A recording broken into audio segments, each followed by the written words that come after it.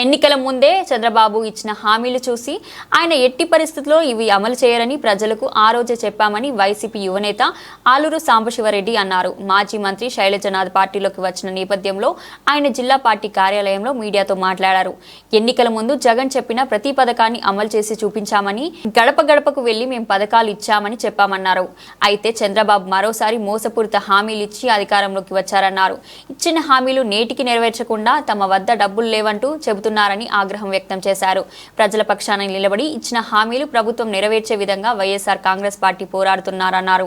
జిల్లాలో గత ఎన్నికల్లో అన్ని సీట్లు కోల్పోయామని, వచ్చే ఎన్నికల్లో ఖచ్చితంగా 14 అసెంబ్లీ, 2 పార్లమెంటు స్థానాల్లో గెలుస్తామని ఆయన ధీమా వ్యక్తం చేశారు. రాజకీయాల్లో విలువలు, విశ్వసనీయత అనే పదాలు చాలా అరుదుగా వింటుంటాం.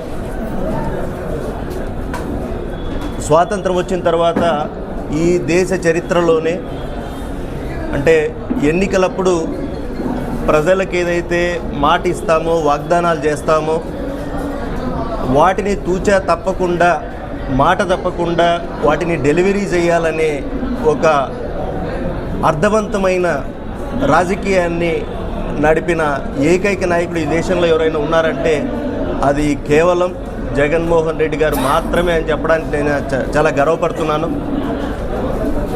మీరు చూశారు, గత 5 ఏళ్లలో మా ప్రభుత్వం అధికారంలో ఉన్నప్పుడు ఏదైతే మేనిఫెస్టో అని చెప్పి ప్రజలకు వాగ్దానాలు ఇచ్చామో, మరి ఆ మేనిఫెస్టోను అమలు చేస్తూ 5 సంవత్సరాలు కూడా, అంటే ప్రమాణ స్వీకారం చేసిన మొదటి రోజు నుంచి చివరి రోజు వరకు కూడా 5 ఏళ్లలో ప్రతి కార్యకర్త దగ్గర నుంచి మరి ప్రజాప్రతినిధులు, లోకల్ సర్పంచులు, ఎంపీటీసీలు, జెడ్పీటీసీలు కావచ్చు, అట్లాగే ఎమ్మెల్యేలు, మంత్రులు, ముఖ్యమంత్రి వరకు కూడా ధైర్యంగా మేనిఫెస్టో చేతిలో పట్టుకొని మేము ఇవి చెప్పినాము, చేసినాము అని చెప్పి ఎమ్మెల్యేలు గడప గడపకు కూడా వెళ్ళి చెప్పిన సందర్భాన్ని మనమంతా చూసాం.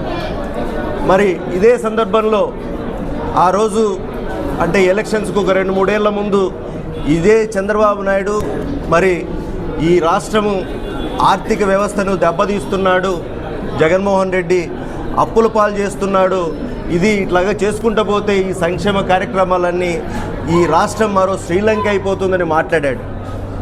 మళ్ళీ ఎన్నికలు వచ్చేసరికేమో ఎన్నికల 6 నెలల ముందు నుంచి కూడా మేము జగన్మోహన్ రెడ్డి గారు చేస్తున్న కార్యక్రమాలన్నింటినీ కంటిన్యూ చేస్తూనే వాటికి అదనంగా ఈ సూపర్ 6, సూపర్ 7 అనేవో వాగ్దానాలు కూడా చేశారు. మరి ఆ రోజు కూడా జగన్మోహన్ రెడ్డి గారు కావచ్చు, లోకల్ లీడర్లు మేమంతా కావచ్చు, చాలా సందర్భాల్లో ప్రజల్ని హెచ్చరించాం.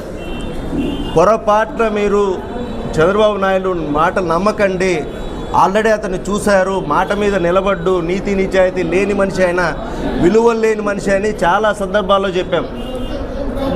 బట్ దురదృష్టవశాత్తు మరి ప్రజలు కూడా అతన్ని మళ్ళీ నమ్మారు. అంటే ఆ నమ్మకం కలిగించింది కూడా మా నాయకుడు అని మేము గర్వంగా చెప్తున్నాం. అంటే ఎవరు ముఖ్యమంత్రి అయినా ఈరోజు ఏవైతే సంక్షేమ కార్యక్రమాలు కావచ్చు, లేదా వాళ్ళకి జరిగే మంచి కావచ్చు, ఇవన్నీ కూడా కంటిన్యూ అవుతాయి. వాటికి అదనంగా చంద్రబాబు నాయుడు ముఖ్యమంత్రి అయితే సూపర్ 6 ఇవన్నీ కూడా చేస్తాడని నమ్మి ఒక 10% నమ్మి ఓటేశారు. కాబట్టి ఈరోజు మేము ప్రతిపక్షంలో కూర్చోవాల్సిన సందర్భం వచ్చింది. అయినా కూడా ఎక్కడా కూడా ఇందాకన్నా చెప్పినట్టే ఎక్కడా డీడాపలేదు. మన జిల్లాలో మరి ఎమ్మెల్యేలు, ఎంపీలు ఓడిపోయినా కూడా మరి ఆ రోజు నుంచి కూడా మరి మేమందరం కూడా గట్టిగా ధైర్యం చెప్తున్నాం. కార్యకర్తలకి, లీడర్లకు కూడా మేమంతా కూడా కేవలం జగన్మోహన్ రెడ్డి గారి సిద్ధాంతాలతో పార్టీ నడుస్తుంది. మేము కూడా ఆయన అడుగుజాడలో నడుస్తున్నాం. ఈ రాష్ట్ర ప్రజలకు మంచి జరగాలంటే ఖచ్చితంగా మళ్ళీ జగన్మోహన్ రెడ్డి గారిని ముఖ్యమంత్రిని చేసుకోవాలనే ఒక ఏకైక ఉద్దేశంతోనే ఈరోజు మేమంతా కూడా పనిచేస్తున్నాం.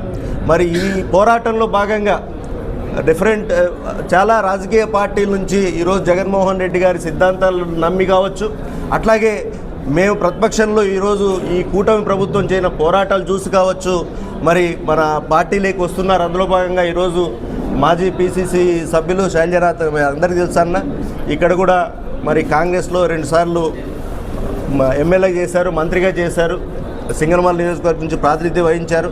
మరి ఈయన ఈరోజు పార్టీలోకి రావడం నిజంగానే సంతోషాల్సిన విషయం. మేమంతా కూడా స్వాగతిస్తున్నాం. అన్నే కాదు, ఇంకా ఎవరైనా సరే మా పార్టీ సిద్ధాంతాలు నమ్మి జగన్మోహన్ రెడ్డి గారితో కలిసి ఈ కూటమి ప్రభుత్వం చేస్తున్న అరాచకాలను ఎదుర్కోవడానికి ఎవరొచ్చినా కూడా స్వాగతించడానికి సిద్ధంగా ఉన్నాం. ఎట్టి పరిస్థితుల్లో ఎలక్షన్లు అయ్యే వరకు కూడా ఏ ఒక్క లీడర్కి కార్యకర్తకి ఇబ్బంది లేకుండా చూసుకొని అందరం కలిసి పోరాటం చేసి మళ్ళీ చెప్తున్నాను, ఈరోజు ఎవరో ఏదో అంటే ఇక్కడ ఎమ్మెల్యేలు మేము కావాలనో లేదంటే ఇంకోటి కాదు. ఈ రాష్ట్ర ప్రజలకు మంచి జరగాలంటే అంటే అది అభివృద్ధి కావచ్చు, సంక్షేమం కావచ్చు, అన్ని రకాలుగా సమగ్రంగా అభివృద్ధి చెందాలంటే మాత్రం జగన్మోహన్ రెడ్డి గారు ముఖ్యమంత్రి కావాలనేదే మా అందరి ఏకైక ఆశయం, పట్టుదల. దాని మీదనే పనిచేస్తాం, కలిసికట్టుగా పనిచేస్తాం. ఈ జిల్లాలో మళ్ళీ మన పార్టీకి పూర్వం తెచ్చి మళ్ళీ 14 ఎమ్మెల్యేలు 2 ఎంపీలు 2 కూడా మొత్తం గెలిచేలాగానే మేమంతా కష్టపడి పనిచేస్తామని ఈ సందర్భంగా తెలియజేస్తాం.